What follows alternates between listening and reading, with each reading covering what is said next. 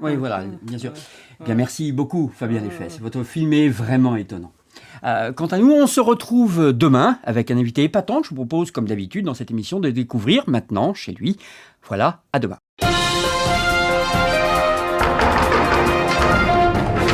Bonjour, je suis Jérôme Le Carnec et j'ai écrit un livre vraiment fascinant et je vais vous faire découvrir l'endroit où je l'ai écrit.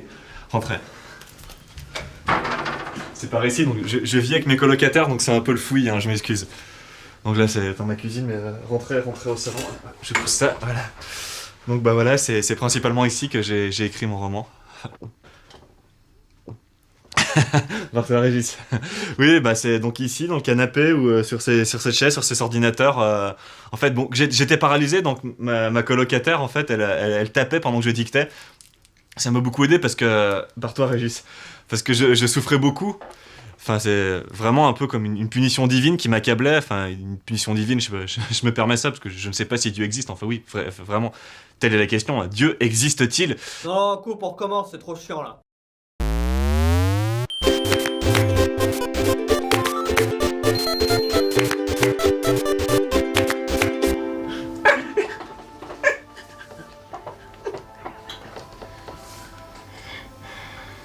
Ça va pas, bébé Love? Arrête de parler de bébé. Ça s'est pas bien passé? J'étais triste. J'aurais bien aimé que tu sois là. Ouais, mais c'est parce que je voulais pas déranger, moi. En plus, j'ai mal à la chatoune. Oh. Si j'avais su que ça ferait si mal, je l'aurais élevée. Mais quand est-ce que je pourrais te mettre à nouveau une cartouche? Alors, faites quoi les nazes, vous regardez la télé? Parce que demain, moi j'y passe à la télé. Et pas pour parler de GTA 4. Parce que toi, quand tu te vois dans la télé, c'est ton reflet que tu vois. Mais moi, j'y serais vraiment, dans une vraie émission. Où est-ce que je serais, hein? Où est-ce que je serais? Où est-ce que je serais? À la télé! Toi, tu fermes ta gueule. T'as fait une grillée déjà pendant le reportage, alors maintenant, tu fermes ta gueule.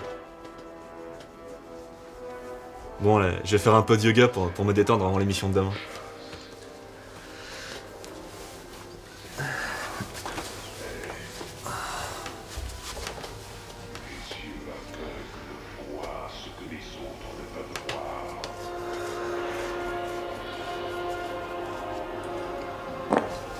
Ouais, comme par hasard.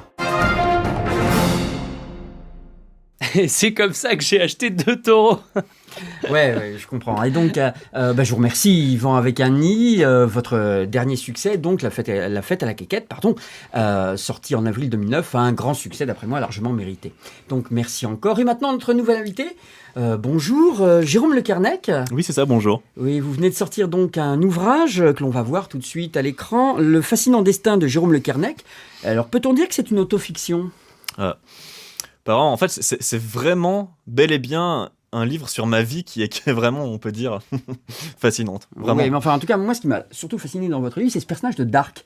Là, quand même, le geek dont on ne peut que se prendre d'affection pour lui, tout de même. Non, hein je préfère vous arrêter tout de suite. Hein Dark, dans mon livre, c'est qu'un point de détail de l'histoire, ok? Oui. Ouais, mais enfin, quand même, c'est quand même un peu la pierre angulaire de votre ouvrage, non? Non, vous savez, moi, je me suis pris une balle, j'ai été paralysé, tout ça à cause d'une prise d'otage dans une banque. Oui, mais quand même, Dark, quand même. Je reviens sur ce personnage, quand même. Il est toujours en caleçon, il ne fait rien de la journée. C'est un personnage assez intéressant. Justement, non ce n'est qu'un branlot qui vit au crochet de ses parents. En plus, il les déteste, je peux vous le dire. Hein. Chaque fois qu'il les a au téléphone, dès qu'il raccroche, il les insulte. Justement, téléphone. On va tenter de l'avoir au téléphone. Je demande à la régie de faire... Si, ça va être super sympa. Je demande à la régie de faire le numéro, s'il vous plaît. Oui, allô? Allô, t'es qui? Oui, Dark? Ouais. Oui, bonjour, c'est Alain Kiroc. Merci, vous êtes en direct dans l'émission. Est-ce que vous pouvez nous parler un petit peu de votre quotidien de geek? Ouais. Allez-y. Parfois, nous mangeons des vampires. En baba papa. Là, c'est pas Dark, hein. Faut raccrocher, c'est pas lui, il est pas chez nous, là, chez nous, raccrochez, ça sera mieux. Allez-y, mais continuez. Ouais. Je vous entends mal, mais allez-y. Jérôme, je te vois à la télévision. Jérôme, saute, saute. Karen chérie, dis à Jérôme qu'il faut qu'elle évite les crabes jaunes. Vite Jérôme, va me Régis, chercher le raccroche. trésor. Sinon, après tu vas pas retrouver Régis, Égoline. Vite, sale mongol, Jérôme, saute, tu vas raccrocher, saute. là. Viens. Raccroche, Et maintenant, Gogolito. tu es plus fort que Sale Jérôme de mongol, Belfort. raccroche. Ouais. Raccroche.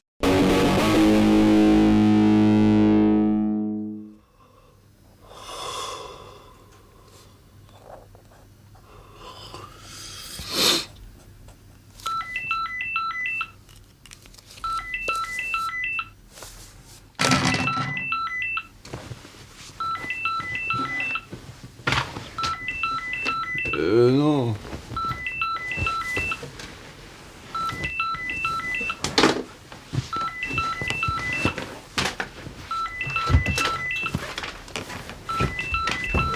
Ah merde.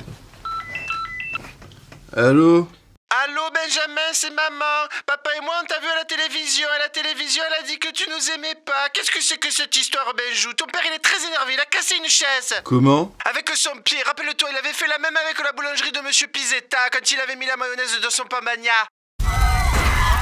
Mais non mais c'est... Faut pas écouter, c'est ce qu'on Jérôme à la télé, il dit n'importe quoi, je t'avais dit, il est mytho et en plus il a... Tu sais, je t'avais dit, il a la maladie de Gilles de la Bourrette.